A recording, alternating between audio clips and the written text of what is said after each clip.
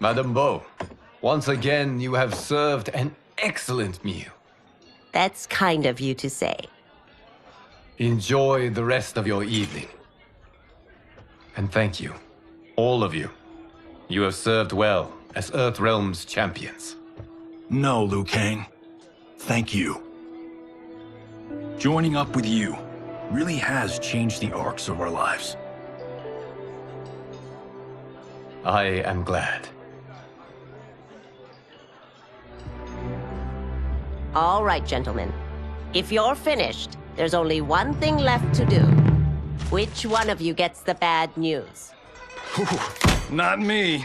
I'm still 3 mil in the hole on Sento. How, thick's your wallet, Takahashi? Thick enough. But seems to me our hosts are on the hook. They did invite us. You think we have money? The Shaolin live modestly. Easy, Kombat. They're teasing. Don't worry, Father. I've got this covered. Besides, my business manager tells me I can write this whole thing off. The realms are in safe hands.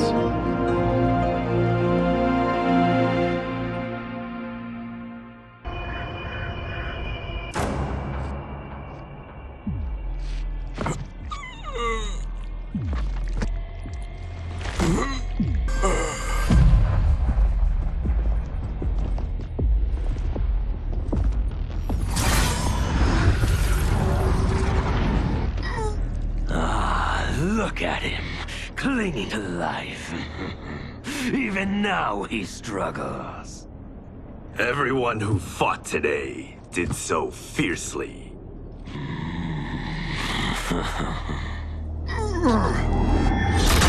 Had I not been here for it, I would have thought it impossible. Warriors from across timelines, clashing in combat. The blood, the death, the chaos. Yes, Lord Havoc. It's unfortunate it all ended so fast. The next time, it won't.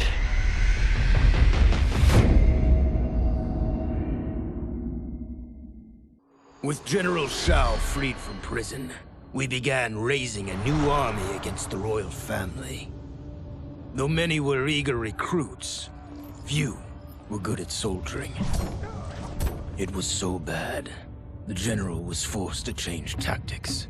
He decided that we needed a doomsday weapon. That weapon isn't a thing, though. It is a monster. Onaga, the Dragon King. The general told me the old legends were true, that his ancient ancestor defeated Onaga, trapping him deep inside Mount Sagan. The Dragon King is still there today, his pent-up fury waiting to be unleashed. Because Onaga is so dangerous, the general wouldn't risk trying to tame him before. But now, he feels we have no choice. Though I likely won't survive, I accept this mission gladly. I can think of no greater honor than to give my life in the General's service. My loyal partner had warned me. Reclaiming my power as Keeper of Time might have unforeseen consequences. In this, as in most things, he proved prescient. The process I had undergone did irreparable harm to my body. Taking back my power had cost me my immortality. While my lifespan would still stretch across eons, I would one day perish. And if the war with Titan Shang Tsung taught me anything, it is that this timeline is not safe without a protector. Yet I had never given thought to choosing a successor. Who is it that could replace me and protect my new era? The answer, of course, is Geras. Tireless and meticulous, he is perfectly suited to be entrusted with this grave duty. And no one knows better the temptations of the hourglass. I have no doubt he will be above them. Since this whole thing kicked off, I'd wondered why Liu Kang chose me to be a champion. I mean, sure, I was killing it as a martial arts star, but it's one thing when it's all for show. It's different when you're playing for keeps. Then Liu Kang let me in on his master plan. He wanted the masses to know about the world beyond them, the one filled with gods and monsters, and he wanted me to tell them about it. But I knew revealing the truth all at once would be too shocking of a plot twist for most. That's why I pitched doing a bunch of stories, to slowly get people used to it. And if there's one thing I can do, besides kick ass in combat, it's build a cinematic universe. I'm serving up movies, streaming series, games, you name it. I like that I'm doing a public service. And it doesn't hurt that I'm making more than a few bucks. It's the kind of synergy that would make any studio mogul proud. It was inevitable that the Shaolin Masters had me join them.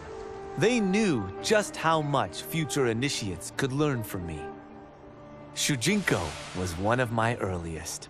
His ability to absorb anyone's powers and skills was amazing. With the right training, he could become our greatest champion. I knew that I alone could give it to him. But as his proficiency grew, so did his ego. In love with himself and his power, Shujinko became a threat to the realms.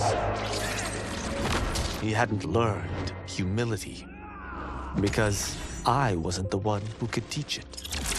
I should have listened to Raiden's warning and not tried to train Shujinko alone. After he was subdued, Shujinko's accumulated abilities and memories were taken from him.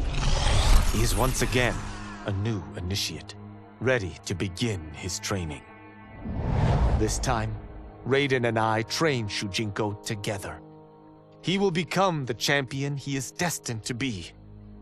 And I will fulfill my duties, humbly and cooperatively. After escaping Lei Chin prison, I was hounded by the Imperial Police. I needed a place to hide and to recuperate while I plotted the best way forward. I knew the remote canton of my youth would be perfect. To escape capture, I traveled by sea. Little did I know that a gargantuan storm was brewing. My tiny craft was smashed apart. I closed my eyes, waiting to drown, hoping that the Netherrealm wouldn't claim my soul.